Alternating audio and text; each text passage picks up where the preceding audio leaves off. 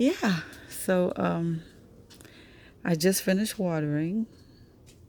Feels good to be able to reclaim a space, an outdoor space, and not have it all piled up with junk and dirty all over the place. And, that's why that possum was over here. He was living large over here in the decompression area. Let me show you the damage he caused to my ground orchid.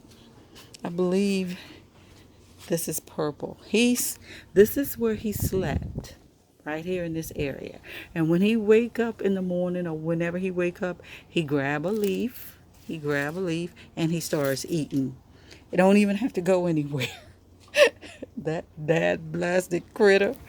I mean, he was kicking my honey butt, over here. I couldn't find him, and I didn't know he was tucked away in this corner where this ground orchid was stored. Uh, I don't know why I moved it over there. I think it was just taking up too much space here. That's where I initially had it positioned, and it was just hanging over onto the sidewalk. And every time UPS or Amazon come in, they would just beat it up. So I took it and I moved it in that position next to that Agliona. I believe that's the name of it over there.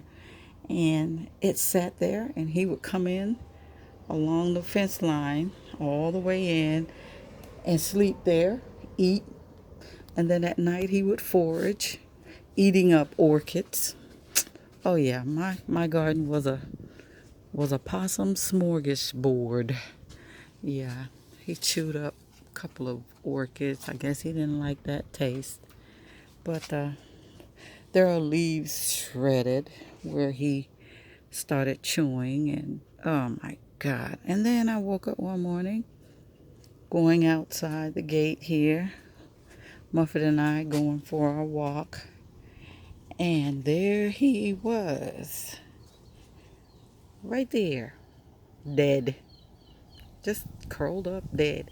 There's a cat, a feral cat that lives under my car at night, and I guess when he was coming in from foraging at night, the cat caught him and put it into him right there, left him right there, didn't eat him, just showed me this is what I'm doing for you. So be nice.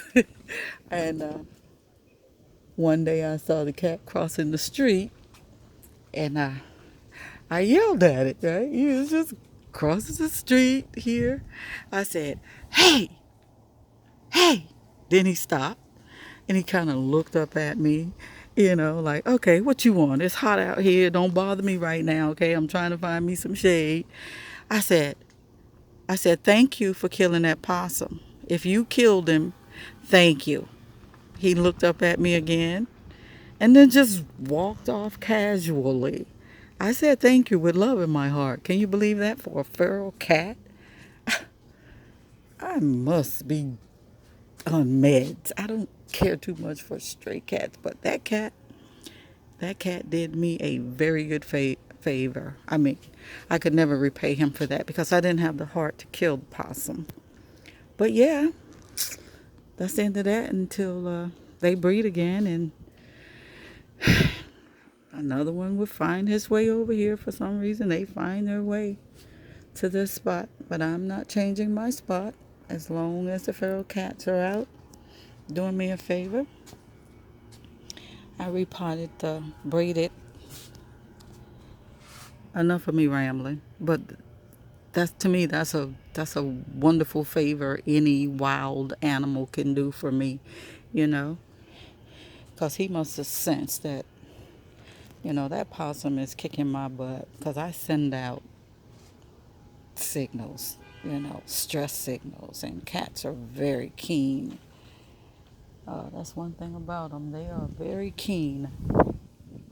And, back to the, geez, see how I get off target? I repotted my braided cactus, my braided hibiscus here. Wants, for some reason, it wants to lean, so I'm going to have to stake it up. So it was looking a little weary. The leaves were turning, and it couldn't have been the fertilizer. It might have been the overwatering, and then when I pulled it out of its original pot, it was, the roots were dying because it had nowhere else to grow. Yeah, so we potted that up. Did a couple other chores out here, but I'm not gonna get into it right now. We got full bloom. I have room to walk through here, so we'll walk through here. Take a look at full bloom Vanda Hiroshima Choice. That's Vanda falcata crossed with Vanda fabulata, and she's in full bloom. Probably one more bud to open. Isn't she beautiful? And she smells fantastic. Yeah, the only little rose bush I have refused to die. It's hanging in there. I love that hint of orange in the garden. Yeah, it looks great. Yeah, so we're not going to get into details today about the garden because we have a lot of work to do. We'll just do a pan just to let you know that, oh, I repotted Thursiflorum, and it's going to be the last time that I repot Thursiflorum. If this doesn't help it to flower, then nothing will. I gave it the best pot I could find, or basket. Air, definitely air coming through the roots. Maybe that's what it needs, right? And then I looked in the other day and I found this, a new growth. It could have already been there, but I didn't see it. So we'll see if it kicks out another. Yeah, and that'll tell me, okay, maybe I made the right decision in repotting Thursiflorum. It's huge, right? It grows and it puts out new growth, but I can't get it to flower. So we're going to keep working on it. This is a new growth also that it put out this year. And this is a new growth it put out this year, right? And then the third is here, as you can see. It puts out new growths. I can't get it to flower. Something that I always say when I'm not patient enough and for it to flower. Got a nice little aloe bloom here. Look at that. Isn't he gorgeous? He is a little thorny, but he put out a spike and twisted it and came down and put out flowers. I think it's so adorable. It is just so adorable. Let me see if I can give you a close-up on that flower. There we go. I think it is just absolutely perfect for my space. Got a nice cluster there. And a close up on the aloe. I don't know. I guess I got lucky finding him. I think I found him. It had to be either a Home Depot or Lowe's because lately that's the only place I go. I feel comfortable going. And cannas are always in flower. Always. Love them. Definitely love them. One of my favorite flowers. Absolutely. Little pops of orange and red in the garden. I'm not too keen on flowers. I like jungle-like. Plenty of fruit on the lime and lemon trees. Although I gotta treat it for some bug that burrows through the leaves and just totally kills it, which I have. Oh, as a matter of fact, it could be what that is in that Amazon package there. Let me open it up real quick, and that'll be the end of this video. We'll close it out because we're going to spray today.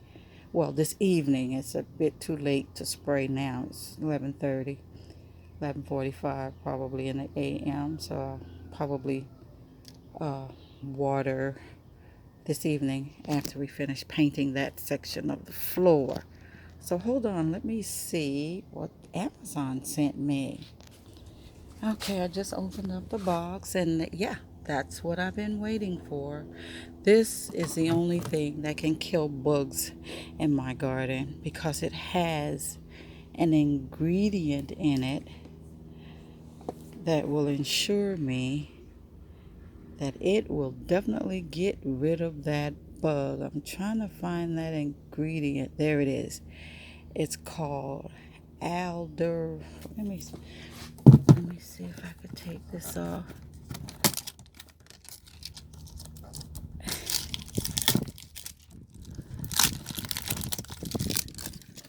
See that word there? Don't even ask me to pronounce it. But Fairchild says this is the only thing that will kill problems in my garden. If you buy Neem oil and it doesn't have that in it, you're just giving them your money. That's it. If it's not stated on the pack, you're just throwing away your money. So, Azadirachta oil,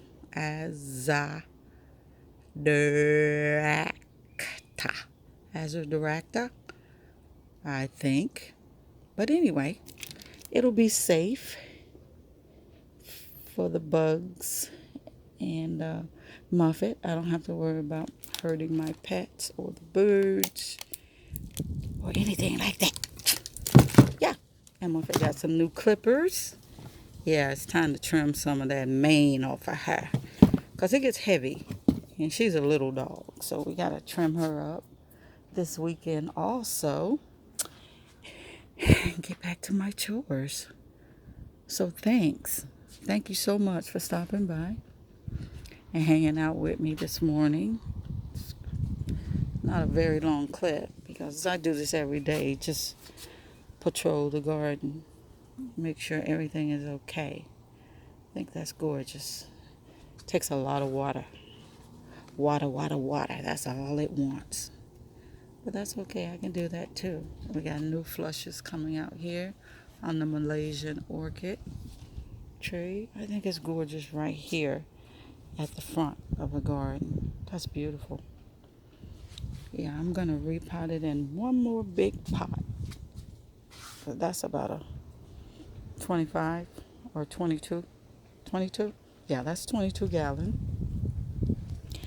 And I'm going to see if I can get one step bigger for it, because I definitely want to keep it and I want to keep it happy. Absolutely. So yeah, that's it for the garden update, the East Orchid and Garden update. And we're going to get out of this humidity, which is really good for you, and get to work. Yeah, on the northeast side of the patio, once known as the decompression area. So we're going to draw out a plan and a design on how we want to utilize this. I just stepped in Muffet's water everywhere. It's a mess here because gotta stack everything out of the way. So we're gonna go to the drawing board and put together some kind of plan on how we want to utilize this space. We have some idea of how we want to work this space. So we want it to flow and blend. Oh, by the way, my son said not to take the wall down. It gives a bit of privacy. Like he says, for instance, if you ordered something and you want to hide it, you don't want to sit it out here. You want to sit it on the inside of the patio, and they do that when they give you instructions. So I don't know if that's okay, but hey, that's my son, and when I'm gone, it's his property, so he can take it down after I'm gone, do whatever you want. But okay, I do listen to my son. He's very intelligent. I just love him to death. But yeah, no, keep it up, Mom. It's privacy. Say you want to put a little hot tub out here and someone's coming up the sidewalk, at least you got time to grab your robe or something and put it on versus them just looking around the corner. And I did at one time want to put a two-person hot tub out here. I really did. And I'm still thinking about it, right? Little bubble hot tub, they sell them. Okay, I got totally off track. But anyway, thanks for stopping by. Forgive me. I'm dreaming. Don't you just love dreaming? I love dreaming. Thanks for listening to me ramble today, and have a great orchid and gardening day.